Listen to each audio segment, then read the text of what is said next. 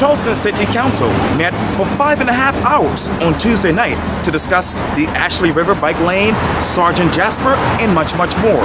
In this edition of Quintin's Close-Ups, I sit down with Councilman Mike Seekins. Councilman Seekins. Yes, sir. I want to talk to you about that 76 vote on the Legree Bridge Bike Lane. Right. It's now headed to County Council for discussion. What did you tell yourself when you first heard about the vote?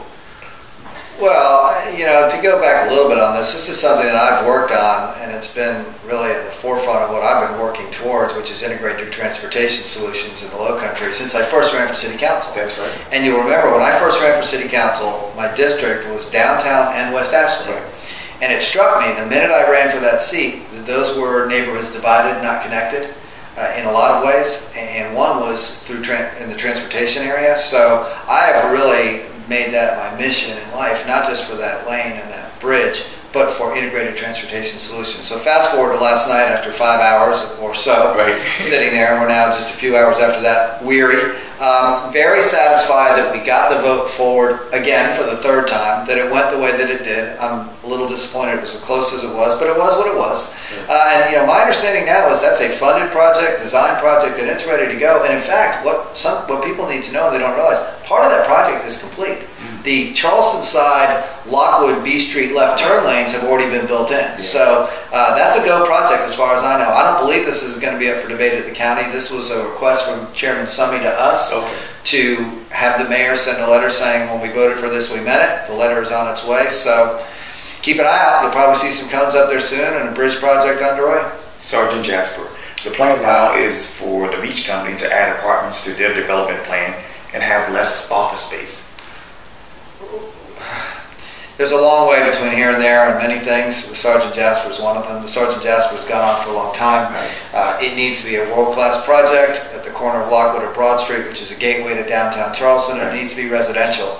And we as a city need to do it the right way, and we're not. So right now, last night, we undertook this quote-unquote gateway zoning, which I strongly and, as you know, loudly spoke out against. Right. I think it's the wrong way to get to the right solution, but it's the wrong way to get there. It sets us up for a lot of criticism, I think, a lot of questions, and I'm hoping we'll rethink that. But in the end, the Sergeant Jasper itself is the beach company's property. Right. They can build within the zoning that they've got. Right.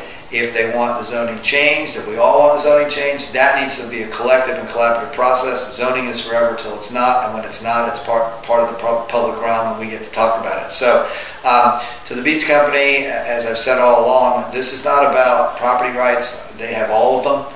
We're never trying to get in the way of it. What I believe is happening now is this is a collaborative project that has gotten sort of crossways, and we need to get back on track. If not, no one's going to be happy. And that is unfortunate because it needs to be a world-class gateway project, and there's no better people to do it than they, and there's no better people to sort of help them along the way than the people who live right around it, who are both my neighbors and my constituents. That's true. Quickly describe to me the following one word: revitalizing West Ashley. Necessary. Maybank Highway needs to be widened immediately. Hotels in Charleston. We're going fine with hotels. There are people coming, 5.5 million at a time. We're undersubscribed in the rooms on the peninsula, and there's more being built around us. So we need to build them in a wise way, but we don't need to stop them. No moratorium, and we need to make sure we transport people in and out properly. I wanted to ask you this. And I did give you a one-word answer there, but I don't think there is a one-word answer for hotels. We've got some nice ones. Yes, we do. Dewberry just opened. Dewberry, the SPA property coming, which will be world-class with public access to the waterfront. So we are thinking about that, and I think we're doing it in a responsible way. You know, I wanted to ask you this in the beginning, but you kind of said it a little bit, but 5 hours last night at Charleston City Council. 6 by my count, but who's counting, right? Gave me a new appreciation for opera, which is shorter. Well, we were in the Gilliard. Yeah, and you had a lot of people there, and like you told me. It was a packed house, which was fantastic. For people to come out and participate in the process is very satisfying. I know that there were a lot of people that thought it went on for a long time, maybe frustrated with the process or how the vote went, but they got to see it in real time, and lots of people did. So that was democracy in action last night for sure. And so many issues, like we just mentioned. Too many issues. What is it like to be on Charleston City Council these days? It's a full-time job and a true adventure.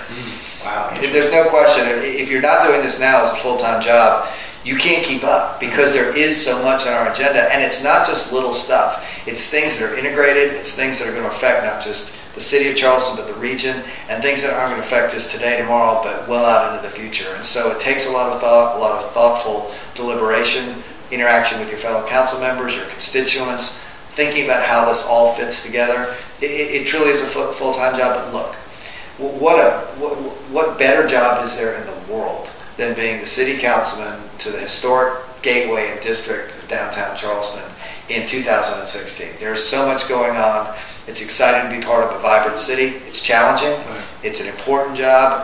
I don't want to overstate it. I mean, it's important for all of us that we really pay attention and do the best that we can and listen. Listen to the people out there who live here. That's really important. Yes, indeed. Well, Councilman Mike Seekins, thank you so much for your time. Thank you very much. I really appreciate this. Thanks. Thank you.